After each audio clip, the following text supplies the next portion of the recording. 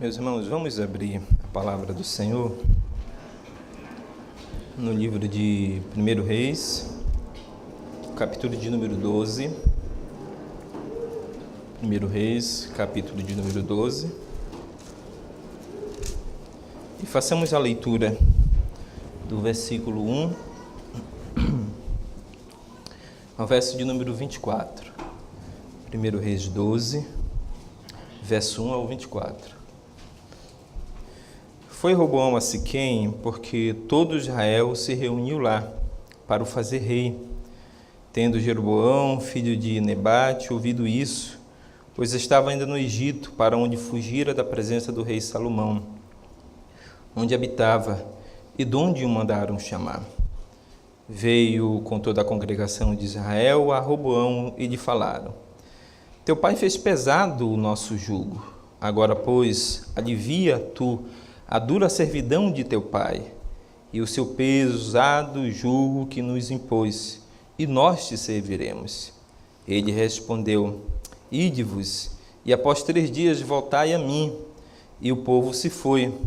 Tomou o rei Roboão conselho com os homens idosos que estiveram na presença de Salomão, seu pai, quando este ainda vivia, dizendo: Como aconselhais que se responda a este povo? Eles lhe disseram: Se hoje te tornares servo deste povo, e o servires e atendendo, falares boas palavras, eles se farão teus servos para sempre. Porém, ele desprezou o conselho que os anciões lhe tinham dado e tomou conselho com os jovens que haviam crescido com ele e o serviam. E disse-lhes: Que aconselhais vós que respondamos a este povo que me falou, dizendo: Adivinha o jugo que teu pai nos impôs? E os jovens que haviam crescido com ele lhe disseram: Assim falarás a este povo que disse: Teu pai fez pesado o nosso jugo, mas tu alivia-o de sobre nós. Assim lhe falarás: Meu dedo mínimo é mais grosso do que os lombos de meu pai. Assim que, se meu pai vos impôs jugo pesado, eu ainda vou-lo aumentarei. Meu pai vos castigou com açoites, porém eu vos castigarei com escorpiões. Veio, pois, Jeroboão e todo o povo ao 3º dia, e Roboão, como lhes ordenara, dizendo: Voltai a mim ao 3º dia. Dura resposta deu o rei ao povo, porque desprezaram o conselho que os anciões lhe haviam dado. Ele falou segundo o conselho dos jovens, dizendo: Meu pai fez pesado o vosso jugo, porém eu ainda o agravarei. Meu pai vos castigou com açoites, eu, porém, vos castigarei com escorpiões. O rei, pois, não nos deu ouvido ao povo, porque este acontecimento vinha do Senhor, para confirmar a palavra que o Senhor tinha dito por intermédio de Aías, o silonita, a Jeroboão, filho de Nebate. Vendo, pois, todo Israel que o rei não lhe dava ouvidos, reagiu, dizendo: Que parte temos nós com Davi? Não há para nós herança no filho de Jessé. As vossas tendas, ó Israel, cuida agora da tua casa, ó Davi. Então Israel se foi para as suas tendas. Quanto aos filhos de Israel, porém, que habitavam nas cidades de Judá, sobre eles reinou Roboão. Então o rei Roboão enviou Adorão, superintendente dos que trabalhavam forçados. Porém, todo o povo o apedrejou e morreu. Mas o rei Roboão conseguiu tomar o seu carro e fugir para Jerusalém. Assim Israel se mantém rebelado contra a casa de Davi até o dia de hoje. Tendo ouvido todo o povo que Jeroboão tinha voltado, mandaram chamá-lo para a congregação e o fizeram rei sobre todo Israel. Ninguém seguiu a casa de Davi, senão a tribo de Judá. Vindo, pois, Roboão a Jerusalém, reuniu toda a casa de Judá e a tribo de Benjamim, 180.000 escolhidos, destros para a guerra, para pelejar contra a casa de Israel, a fim de restituir o reino a Roboão, filho de Salomão.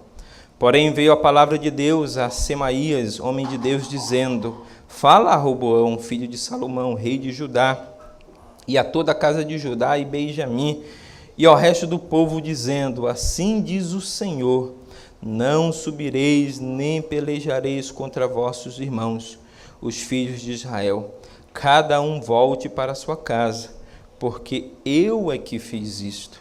E obedecendo eles a palavra do Senhor, voltaram como este lhes ordenara. Oremos ao Senhor, irmãos. Senhor nosso Deus, nós te agradecemos, porque mais uma vez temos a oportunidade de abrir a tua santa lei e ler os sagrados registros que o Senhor nos deixou. Obrigado por essas histórias que nos falam ao coração, que nos mostram os teus grandes feitos em favor do teu povo e que nos trazem preciosos ensinamentos para as nossas vidas. Pedimos que, por meio do teu Espírito, o Senhor abra o nosso entendimento, o Senhor faça com que o nosso coração ele atenda à voz da tua palavra, que o teu Espírito aplique tudo aquilo que o Senhor tem a nos ensinar nesta noite, por meio da tua palavra. Aplique em nossas vidas para que venhamos a viver de maneira que agrade a ti e que glorifique o teu santo nome. Pedimos a tua graça sobre a vida de cada um de nós. Assim oramos a ti e em nome de Jesus Cristo. Amém. Meus irmãos, há umas 2 semanas atrás, eu estive reunido juntamente com a minha família em mais uma reunião nossa, no nosso culto familiar.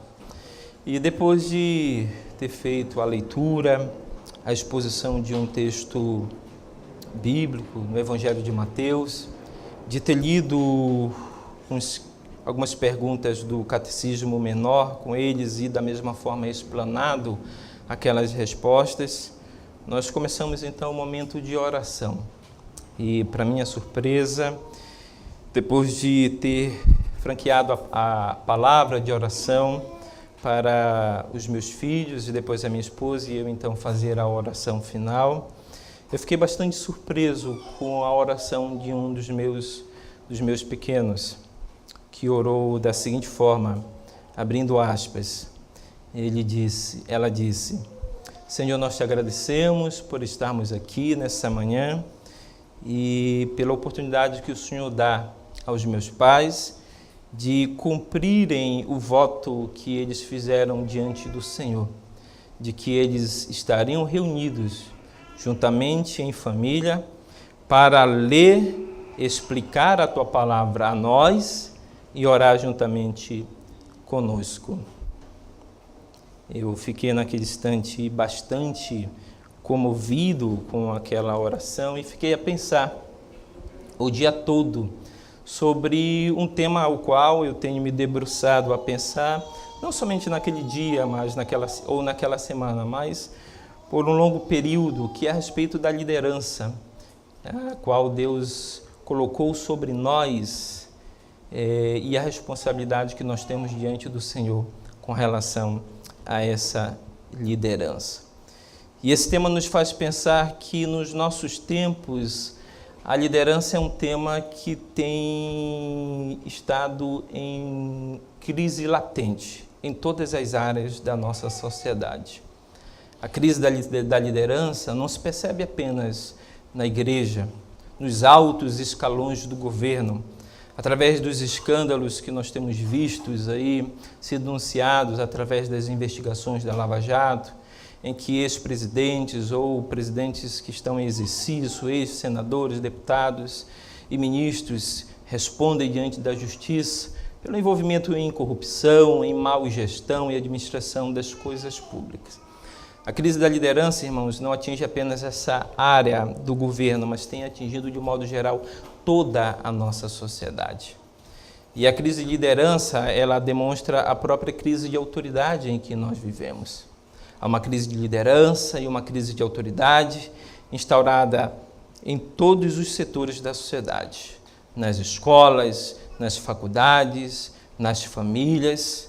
Alunos não respeitam mais seus professores, não respeitam mais seus diretores, empregados não respeitam mais seus patrões, os civis não respeitam mais as autoridades constituídas por Deus.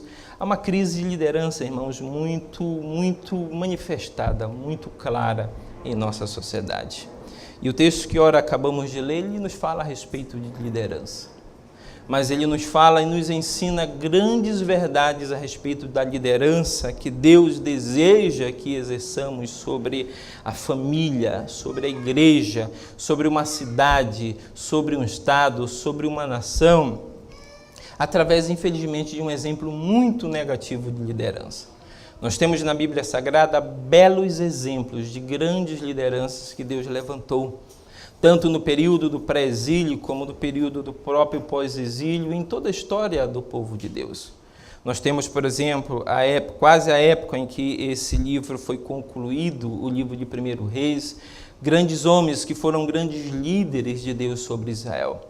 Nós temos Esdras, nós temos Neemias, homens que Deus capacitou e usou para reconstruir a nação de Israel num período muito crítico da história do povo da aliança. E nesse texto que nós lemos, nós temos um exemplo negativo de um líder chamado Roboão. E para nós entendermos melhor esse texto, nós precisamos contextualizá-lo dentro de um quadro narrativo muito maior. Aquilo que nós lemos aqui no capítulo de número 12 é, na verdade, o folhear de como que um livro de uma história. Porque o capítulo de número 12 de 1 Reis nos narra um dos períodos mais tristes da história de Israel, que é exatamente o período da cisão, da divisão de Israel, em 2 reinos. O reino do norte, que agregavam as 10 tribos do norte, e o reino do sul, que agregava as tribos de Judá e as tribos de Benjamim. E esse capítulo de número 12 ele exatamente nos conta o começo dessa história, como se deu essa divisão. Mas bem antes, voltando lá ao capítulo de número 10 e o próprio capítulo de número 11 do livro de 1 Reis, nós podemos perceber naqueles relatos a causa da divisão do reino de Israel. Nós podemos perceber claramente, lá no capítulo de número 11, versículo de número 33, Deus dizendo ao próprio Jeroboão, por meio do profeta Aías, dizendo assim: porque Salomão me deixou e se encurvou a Astarote, deus dos Sidônios, e Quemos, deus de Moabe, e Milcom, deus dos filhos de Amon, e não mandou nos meus caminhos para fazer o que é reto perante mim, a saber, os meus estatutos e os meus juízos, como fez Davi seu pai. Porém, não tomarei da sua mão o reino todo. Pelo contrário, falo-ei príncipe todos os dias da sua vida, por amor de Davi, meu servo, a quem elegi, porque guardou os meus mandamentos e os meus estatutos. Mas da mão de seu filho tomarei o reino, a saber, as 10 tribos, e tais darei a ti, e a seu filho darei uma tribo, para que Davi, meu servo, tenha sempre uma lâmpada diante de mim em Jerusalém, a cidade que escolhi para lhe pôr o meu nome. Esse é exatamente o contexto em que se dá essa divisão do reino. A divisão do reino, irmãos, não se deu por conta de um evento político à solta. A divisão do reino ela se deu como a disciplina de Deus sobre o seu povo.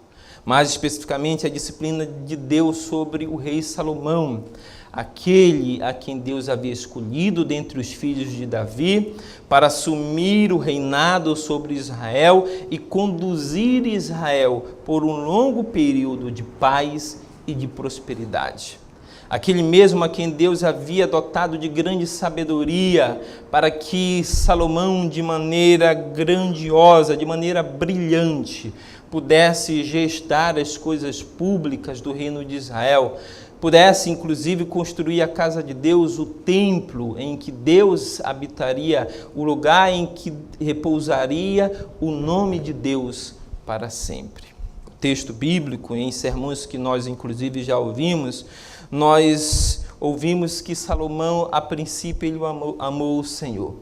Mas logo, ao chegar à idade avançada, pela influência das suas mulheres, ele deixou de amar o Senhor para amar as suas mulheres, e estas fizeram com que o seu coração se desviasse do Senhor. E por causa do pecado da idolatria, Salomão, irmãos, ele teve que colher sobre o seu reinado, sobre o seu povo, as consequências de todo o seu pecado. Exatamente aqui nesse capítulo de número 11, que Deus fala por meio do profeta Aías, que por causa dos pecados de Salomão, mais especificamente do pecado da idolatria, Deus traria a divisão do reino de Israel. Deus pesaria a mão, Deus disciplinaria o seu povo. E isso que nós percebemos aqui, irmãos, é exatamente o cumprimento da palavra de Deus por meio do seu profeta. Aqui no capítulo 12, dá-se essa divisão do reino. Os versos 41, 42 e 43 do capítulo de número 11, eles encerram uma sessão que narra exatamente o fim do reinado de Salomão, a morte de Salomão. E o capítulo de número 12, ele começa narrando exatamente a proclamação de Roboão, seu filho, como rei sobre Israel. O verso 1 diz: foi Roboão a Siquém, porque todo Israel se reuniu lá para o fazer rei. Siquém, irmãos, é uma cidade que ficava ao norte de Jerusalém. Ficava ali no território de Efraim, aproximadamente 40 a 60 quilômetros da capital do reino de Israel. E foi o lugar escolhido por Roboão para que ele fosse anunciado, feito rei sobre Israel, para que ele sucedesse seu pai Salomão sobre o reinado do seu povo. Essa cidade ela não foi escolhida à toa, poderíamos pensar, mas não faria sentido que Roboão fosse feito rei sobre Israel na capital do reino, Jerusalém. Por que a cidade de Siquém foi escolhida como local onde Roboão seria feito rei sobre o povo de Israel?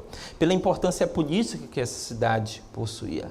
A cidade de Siquém, devemos lembrar que lá em Gênesis 12, foi a primeira cidade em que Abraão aportou, após a sua longa peregrinação, saindo lá de Ur dos Caldeus e introduzindo-se na terra de Canaã. A cidade de Siquém também foi aquela cidade onde, em Josué, capítulo de número 24, próximo aos tempos finais da liderança de Josué, Josué renovou a aliança do povo e repartiu as tribos, o território entre as tribos, e ordenou que cada tribo fosse ao seu território e completasse todo o processo de conquista daquela terra. A cidade de Siquém também foi aquela cidade onde, em Juízes, Abimeleque havia sido declarado rei sobre Israel. Era uma cidade importante, um centro político importante na região do Reino do Norte. Isso nos mostra, irmãos, que quando Roboão se dirigiu a Siquém, já estava instaurada provavelmente uma crise política no seu reinado. Por quê? Nós veremos isso mais adiante. E ao chegar nessa cidade, tendo Roboão convocado todo o povo de Israel, para que ali ele fosse proclamado rei sobre Israel, como diz os versos 2 em diante, tendo Jeroboão, filho de Nebate, ouvido isso, pois ainda estava no Egito, para onde fugira da presença do rei, onde habitava e onde o mandaram chamar, veio com toda a congregação de Israel a Roboão e lhe falaram. Vejam o que eles disseram a Roboão: teu pai fez pesado o nosso jugo. Agora, pois, alivia tu a dura servidão de teu pai e o pesado jugo que nos impôs, e nós te serviremos. Na introdução desse sermão, irmãos, nós falamos que esse texto nos mostra um exemplo negativo de liderança sobre o povo de Deus. E esse exemplo negativo se deu através do exemplo de vida de Roboão, o filho de Salomão, que o sucedeu sobre o reinado de Israel.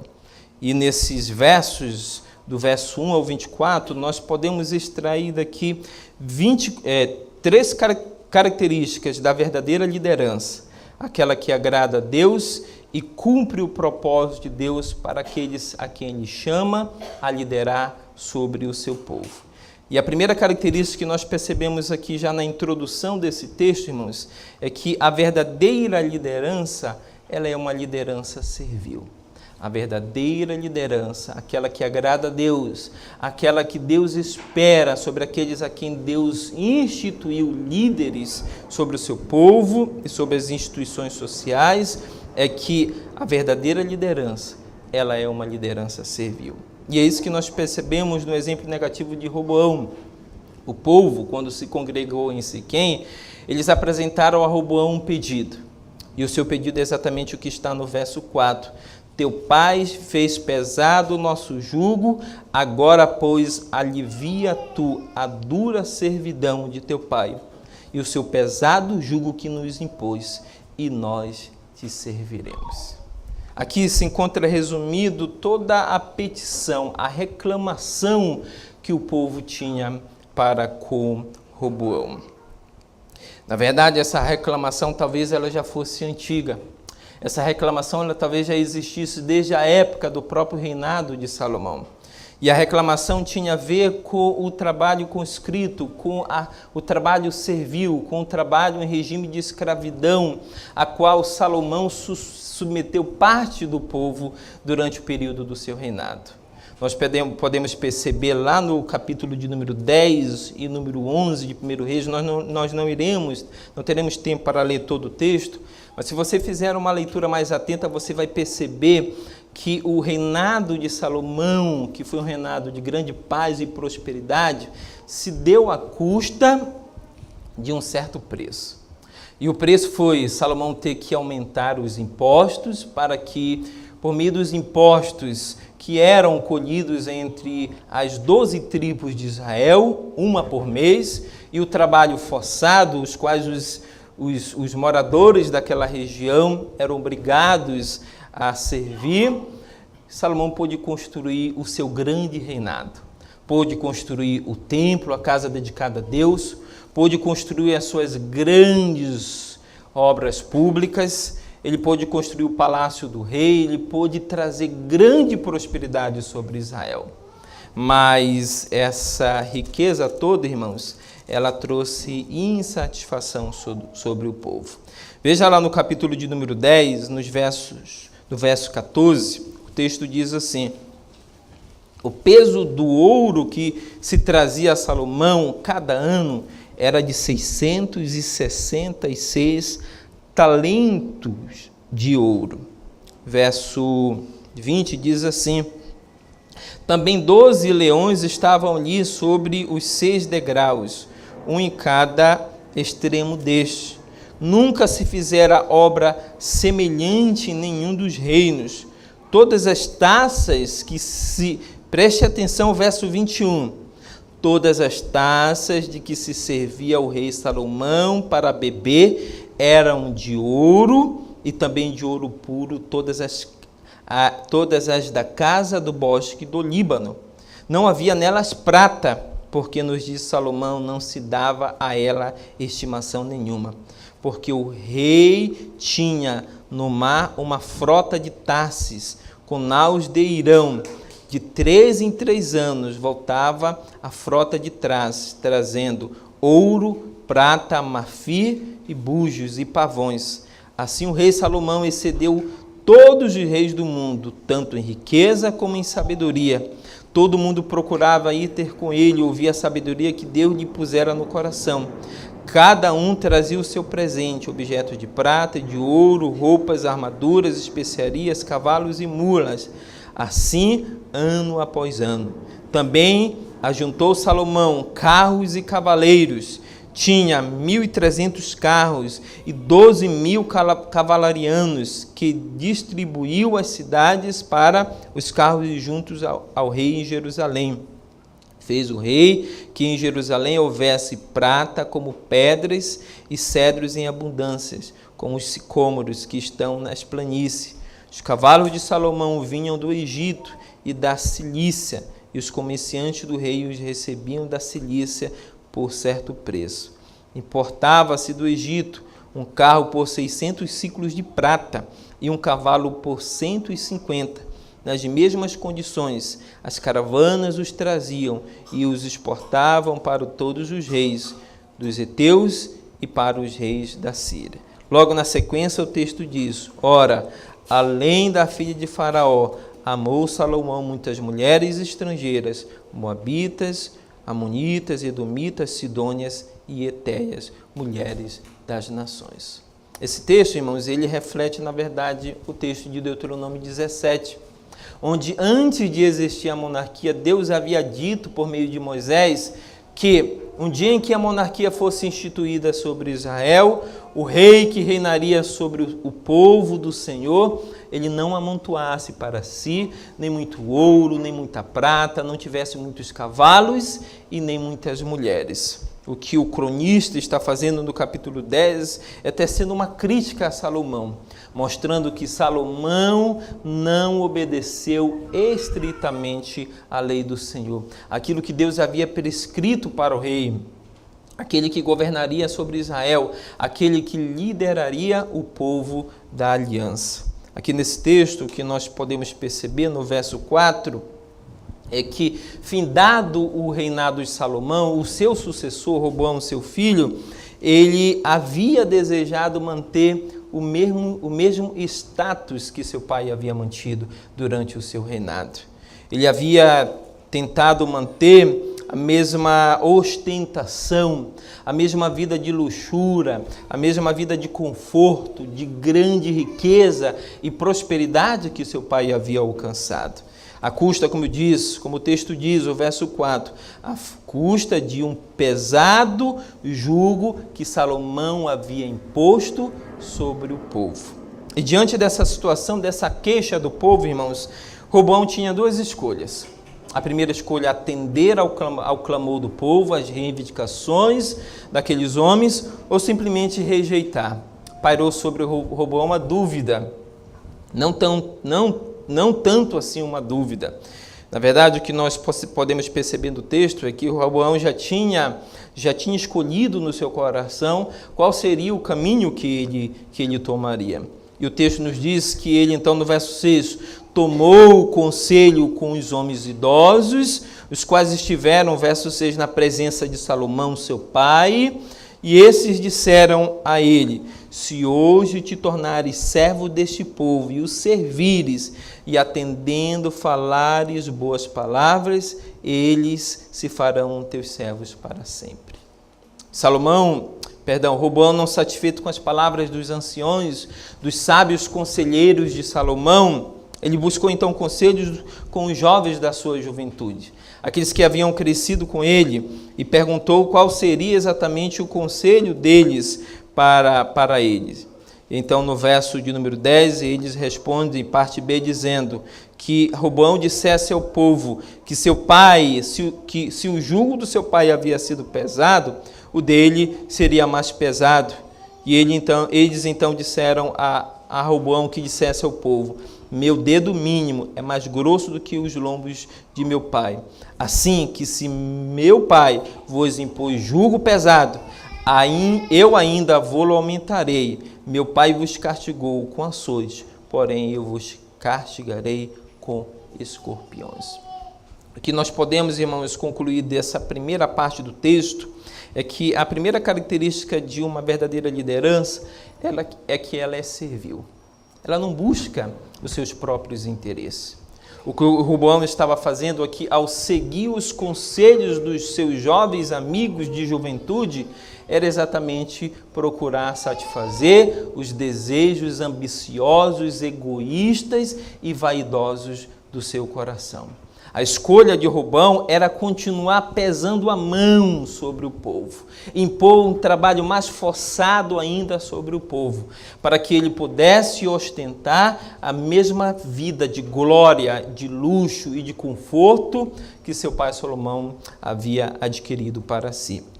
E nós perceberemos no final, até o final dessa narrativa, no verso 15, dessa primeira parte, é que essa decisão de Roboão não satisfez o povo. O verso 15 diz: o rei, pois, não deu ouvidos ao povo, porque esse acontecimento vinha do Senhor, para confirmar a palavra que o Senhor tinha dito por intermédio de Aías, o silonita, a Jeroboão, filho de Nebate. Aqui no verso 15 nós temos uma informação muito preciosa nesse texto, o que nos mostra que o que estava acontecendo ali, aquele evento que levaria à própria divisão de Israel entre o reino do norte e o reino do sul, não era um evento causado apenas pelas decisões humanas. Na verdade, havia as decisões e a responsabilidade humana em jogo.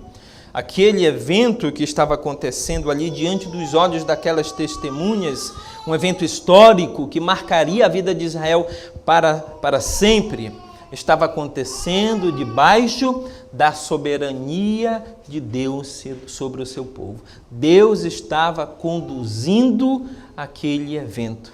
O texto diz: Deus estava confirmando as palavras que ele havia proferido por meio do profeta Aías, quando disse a Jeroboão que Deus dividiria o reino de Israel em 2 grandes reinos, e que daria a Jeroboão 10 tribos, e que permitiria que a Roboão fosse mantida as 2 tribos do sul, Judá e Benjamim, por amor de Israel e por amor de Davi, seu servo. A segunda característica, irmãos, que o texto nos demonstra de uma verdadeira liderança, além da característica que a verdadeira liderança é servil, é que a verdadeira liderança ela é humilde. A verdadeira liderança ela é humilde. É isso exatamente que nos mostra os versos 16 ao verso 20. Na sequência do texto, nós temos a manifestação do povo de insatisfação com as palavras de Roboão. O rompimento definitivo. Diante das palavras de Roboão, então o povo disse a ele, no verso 16, que parte nós temos com Davi? Não há para nós herança no filho de Jessé, as vossas tendas, ó Israel. Eles disseram então: cuida agora da tua casa, ó Davi. Então Israel se foi às suas tendas. Diante das palavras de Roboão, da decisão que ele havia tomado, por meio dos conselhos dos seus amigos de juventude, aqueles jovens inexperientes, sem grande sabedoria, e que buscavam apenas o prazer próprio, a satisfação dos desejos dos seus corações. Nós temos aqui então a manifestação do povo, de que eles romperiam definitivamente com Roboão, de que eles se apartariam do reinado de Roboão, que Roboão reinaria sobre Jerusalém e sobre as tribos que quisessem acompanhar ele, mas que eles formariam um reino à parte. No verso 17, nós temos então a última investida de Roboão, a última tentativa de Roboão, ou melhor dizendo, a penúltima tentativa de Roboão em fazer com que o povo se dobrasse ante a sua decisão. No verso 17, então, ele envia, no verso 18, ele envia um dos seus serviçais, por nome Adorão, superintendente dos trabalhos forçados, dos que trabalhavam forçados. Vejam que ele enviou um dos capatazes, aqueles que infligiam sofrimento, que impunham trabalho forçado sobre o povo, com uma tentativa de que ele conseguisse convencer aquelas tribos, aqueles anciões, aquelas lideranças das tribos a se renderem à decisão de Roboão. Mas o que o texto nos mostra, irmãos, é que eles não aceitaram as palavras de Adorão e, por conta disso, eles apedrejaram. A verdadeira liderança, irmãos, ela é uma liderança humilde. Humilde porque, diferente de Roboão, que não reconheceu o erro da sua decisão e não procurou corrigir as suas falhas, os seus erros, mas justificou-se a si mesmo, o verdadeiro líder é aquele que, em humildade, ele não é perfeito, mas quando ele erra, ele reconhece os seus erros e ele corrige os seus erros, repara os danos para o bem-estar daqueles a quem ele lidera. A atitude que se esperava de Roboão é que ele voltasse atrás. Ele reconhecesse que, de fato, ele não deveria infligir maiores sofrimentos sobre o povo. Ele deveria diminuir ou, quem sabe, findar o trabalho conscrito, o trabalho forçado sobre estas tribos. E então trazer maior alívio sobre aqueles homens que trabalhavam em condições de exploração para o rei Roboão. Mas não foi assim que Roboão fez. Ele sustentou a sua tese, ele tentou se autoafirmar. Isso fez com que o povo se enfurecesse ainda mais contra a sua decisão, vitimando um dos seus trabalhadores, Adorão, superintendente dos que trabalhavam forçados. A verdadeira liderança, irmãos, ela é servil. Ela busca não seus próprios interesses, mas ela busca em primeiro lugar os interesses dos quais ela lidera. Ela é uma liderança humilde, porque ela não é perfeita, mas quando ela erra, ela falha, ela reconhece seus erros e ela corrige os danos provocados. E em terceiro e último lugar, irmãos, a terceira característica de uma liderança verdadeira é que ela não se impõe pela força, mas ela se impõe pelo amor. É exatamente o que nós encontramos no verso 21 a 24. Como última tentativa diante dessa fracassada tentativa primeiro de convencimento do povo, por meio da autoridade imposta de Roboão. E segundo, enviar um dos seus serviçais, um dos seus superintendentes. E novamente uma tentativa fracassada. Agora Roboão reúne ao voltar para Jerusalém, fugindo inclusive da ameaça de morte que parava sobre si, porque o que diz o verso 19 diz assim Israel se mantém rebelado, verso 18, então o rei Roboão enviou Adorão, superintendente dos que trabalhavam forçados, porém todo Israel apredejou e morreu, mas o rei Roboão conseguiu tomar o seu carro e fugir para Jerusalém. Assim Israel se mantém rebelado contra a casa de Davi até o dia de hoje. Tendo ouvido todo Israel que Jeroboão tinha voltado, mandaram chamá-lo para a congregação e o fizeram rei sobre todo Israel. Ninguém seguiu a casa de Davi, senão somente a tribo de Judá. Vindo, pois, Roboão a Jerusalém, reunindo toda a casa de Judá e a tribo de Benjamim, 180.000 escolhidos, destros para a guerra, para pelejar contra a casa de Israel, a fim de restituir o reino a Roboão, filho de Salomão. Porém veio a palavra de Deus a Semaías, homem de Deus, dizendo: fala a Roboão, filho de Salomão, rei de Judá, e a toda a casa de Judá, e a Benjamim e ao resto do povo, dizendo: assim diz o Senhor, não subireis nem pelejareis contra os vossos irmãos, os filhos de Israel. Cada um volte para a sua casa, porque eu é que fiz isto. E obedecendo eles a palavra do Senhor, voltaram como este lhes ordenara. Roboão tentou aqui, irmãos, numa última tentativa fracassada, ele tentou impor a sua liderança à força. Ele tentou por força das armas, pela força do seu exército. O texto diz 180.000 homens destros, escolhidos a dedo para a guerra, para pelejar contra a casa de Israel. Isso teria sido muito terrível para Israel, irmãos. Teria sido um desfecho da história muito lamentável se isso tivesse acontecido. Mas na sua misericórdia, mesmo Deus tendo punido o rei Salomão, tendo punido o seu filho, tendo punido o povo de Israel como disciplina por causa dos seus pecados, fazendo com que o reino fosse dividido em 2 grandes reinos. Mas lembrando que o nosso Deus, irmãos, mesmo na sua justiça, Ele nunca deixa de exercer a sua graça e a sua misericórdia. Deus exerceu misericórdia sobre o povo.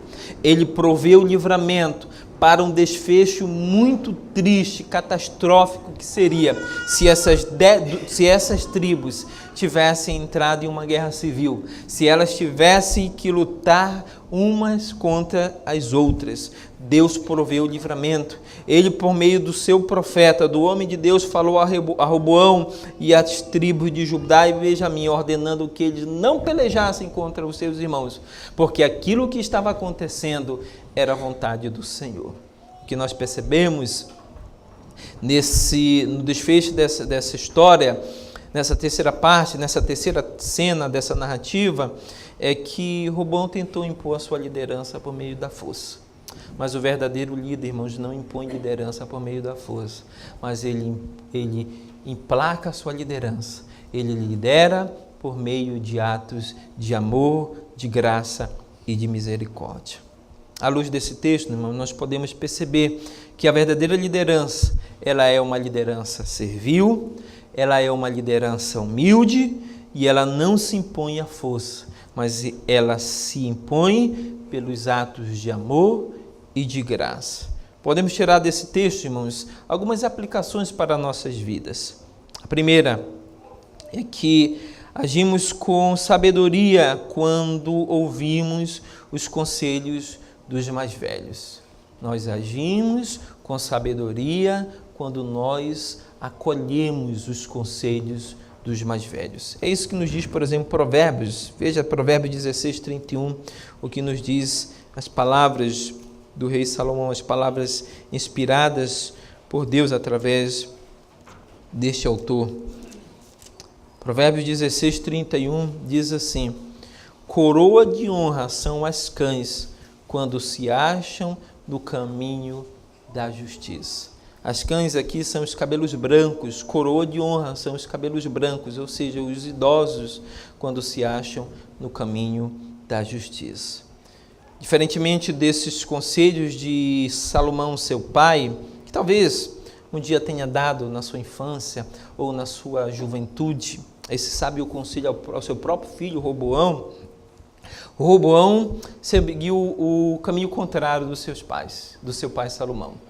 Ele preferiu não dar ouvido aos conselhos sábios dos mais velhos.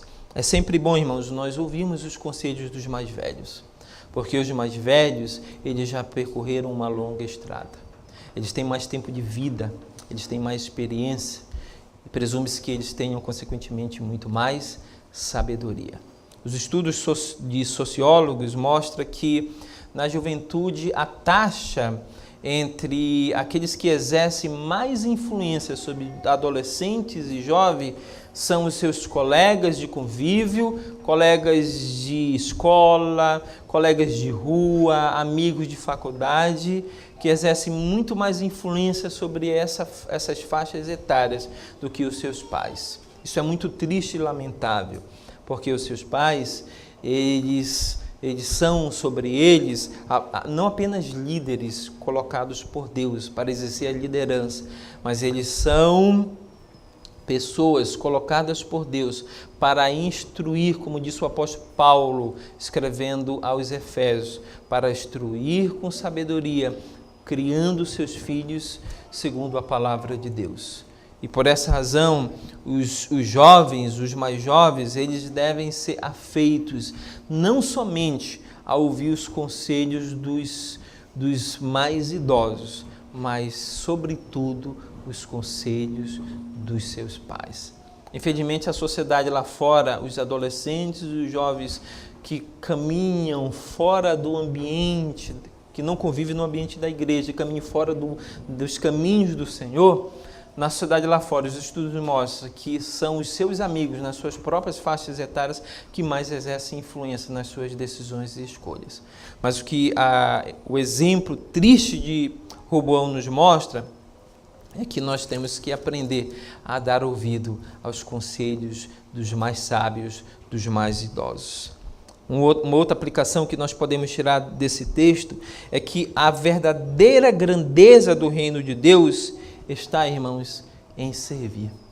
A verdadeira grandeza do reino de Deus está em servir. É isso que nos ensina Mateus 20. Veja Mateus 20, versículo 26. Mateus 20, versículo 26, em que a palavra de Deus nos diz assim: Não é assim entre vós, pelo contrário, quem quiser tornar-se grande entre vós, será esse o que vos sirva. E quem quiser ser o primeiro entre vós, será vosso servo. O que esse texto nos mostra é que, diante do pedido da mãe de Tiago e João, que estava preocupado em que posição, em que condição os seus filhos estariam quando da manifestação do reino de Deus, quando o reino de Deus ele chegasse de fato e ele se manifestasse diante dos homens, a mãe de Tiago e João estava muito preocupada a respeito de que lugar eles assumiriam, qual a posição, qual seria o ofício que eles desempenhariam no reino de Deus. Se eles estariam sentados à direita ou à esquerda do Messias, se eles governariam, reinariam sobre Israel. A resposta de Jesus é que no reino lá fora, aquele que é maior é aquele que é servido, mas que no seu reino, irmãos, o princípio é contrário. A dinâmica do reino de Deus é diferente da dinâmica do reino do mundo.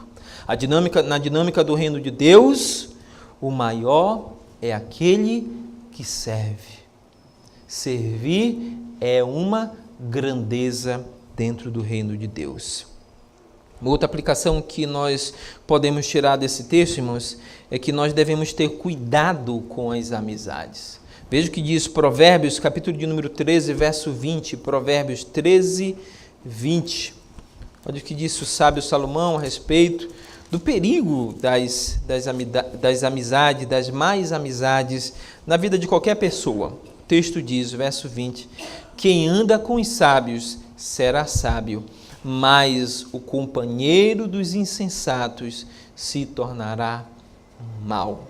Quem anda com os sábios será sábio, mas o companheiro dos insensatos se tornará mau, ou seja, se tornará insensato como eles. Nós devemos ter muitos critérios na escolha das nossas amizades. A juventude é uma excelente fase da vida, mas é uma fase que sofre grandes perigos e grandes tentações. E uma das tentações da juventude, irmãos, é exatamente as más amizades. Quantos jovens já não se perderam na vida, não apenas para as drogas, os vícios, para o roubo, para o furto, mas para outras coisas, por conta das influências das más amizades.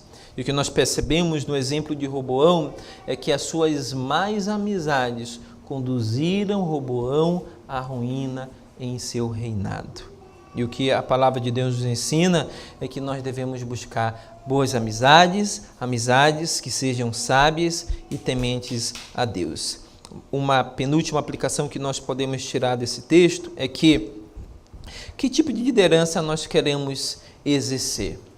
Uma liderança servil ou uma liderança tirânica? Veja o que diz Marcos, capítulo 10, versículo de número 45. Marcos 10, 45. Ouçam as palavras do próprio Cristo, Marcos 10, 45, em que ele disse assim: pois o Filho do Homem não veio para ser servido, mas para servir e dar sua vida em resgate por muitos. Jesus é o maior exemplo de liderança, irmãos, que nós podemos ter. Ele é o exemplo perfeito. Ele é aquele para quem nós devemos olhar para exercer a nossa liderança sobre nossa casa, sobre nossa família, nossos filhos e esposa, para pastorear nossas esposas, para pastorear nossos filhos. Ele é o maior exemplo para a liderança na igreja, para a liderança em sociedade. Jesus foi o exemplo perfeito, encarnado e perfeito da liderança ideal. E o exemplo de liderança de Jesus, como ele mesmo diz, é a liderança servil, porque ele não veio para ser servido, mas ele veio para servir a todos os homens. E por fim, irmãos, voltando à introdução do nosso sermão, nós precisamos ensinar nossos filhos a amar o Senhor de todo o coração, de toda a alma e de toda a nossa força. Vamos lá para Deuteronômio, capítulo de número 6. Deuteronômio, capítulo de número 6, versos 4 a 9. Deuteronômio 6, verso 4 a 9. Palavras do Senhor por intermédio de Moisés ao seu povo. Verso 4 diz: Ouve, Israel, o Senhor nosso Deus é o único Senhor. Amarás, pois, o Senhor teu Deus de todo o teu coração, de toda a tua alma e de toda a tua força. E aí eu chamo a atenção ao verso 4. Estas palavras, ou seja, que está no verso 4 e 5, estas palavras que hoje te ordeno estarão no teu coração. Tu as inculcarás a teus filhos, e delas falarás, assentada em tua casa, e andando pelo caminho, e ao deitar-te e ao levantar-te. Também as atarás como sinal na tua mão, e te serão por frontal entre os olhos, e as escreverás nos umbrais da tua casa e nas tuas portas. O que esse texto nos mostra, irmãos, é que nós temos o dever de ensinar nossos filhos a amar o Senhor e a temer o Senhor, de toda a sua alma, de todo o seu coração e de toda a sua força. Olhando para o exemplo de Salomão e Roboão, nós podemos talvez inferir e concluir que Salomão não foi muito bem sucedido nessa área. Ele não conseguiu transmitir ao seu filho Roboão este amor.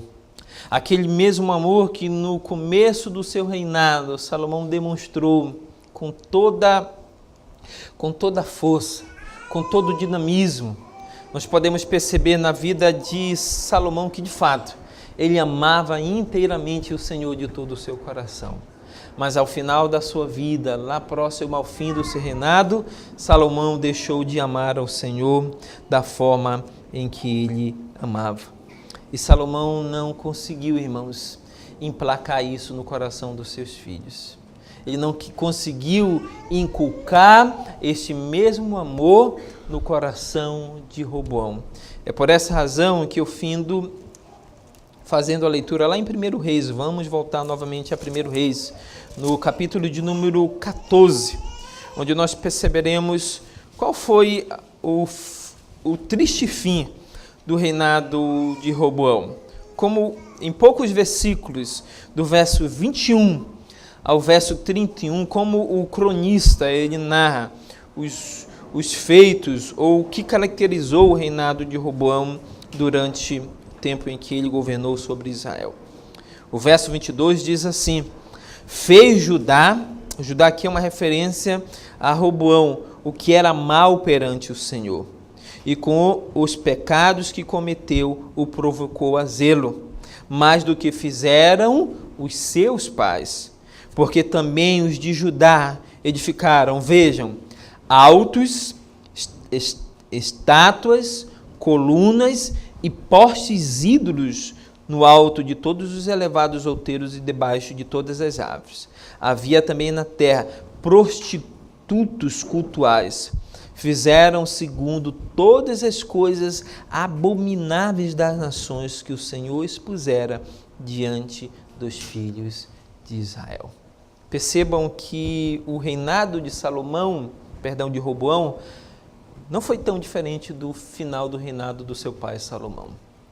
Foi exatamente lá no final do reinado de Salomão em que esses postes ídolos, esses altos, foram construídos para adoração aos deuses cananeus. E seguindo o exemplo do seu pai, Salomão, Roboão fez o mesmo durante o seu reinado. Isso nos mostra, irmãos, que Salomão, infelizmente, apesar de ter conquistado todo o grande reino de Israel para si, de ter subjugado os reinos ao redor de Israel, de ter trazido sobre Israel grande prosperidade, um tempo de paz nunca outrora havido no reinado de qualquer outro rei antes de Salomão ou mesmo depois de Salomão. Apesar de ter construído grandes palácios, grandes monumentos, de ter realizado grandes obras públicas, de ter construído a casa de Deus, o templo onde o nome de Deus repousaria, Salomão perdeu aquilo que havia de mais precioso na sua vida abaixo do Senhor. Ele havia perdido a sua família, ele havia perdido a sua casa, ele havia perdido o seu filho para a idolatria, para o engano, para a mentira. E Salomão não conseguiu fazer com que o seu filho Roboão, ele amasse o Senhor de todo o seu coração, de toda a sua alma e de toda a sua força. Salomão tinha uma grande responsabilidade diante de Deus, não apenas de liderar aquela nação, mas ele tinha uma outra grande responsabilidade, tão grande quanto essa, de governar sobre a sua casa, de exercer a liderança sobre a sua família, sobre os seus filhos, e de inculcar a lei do Senhor no coração dos seus filhos, de ensiná-los a amar o Senhor de todo o seu coração, de toda a sua alma e de toda a sua força. Nós, irmãos, enquanto pais, nós temos também essa grande responsabilidade do Senhor. O Senhor atribuiu a nós esse dever, essa responsabilidade. E Ele espera que cumpramos essa responsabilidade com todo o empenho e com toda a dedicação, para que colhamos e vejamos os frutos daquilo que nós semeamos. O amor, a palavra de Deus, o amor a Deus e o amor a sua lei. Que Deus então nos dê essa graça, irmãos, de exercermos a liderança de maneira servil, de maneira humilde e com amor. Em Cristo Jesus. Amém.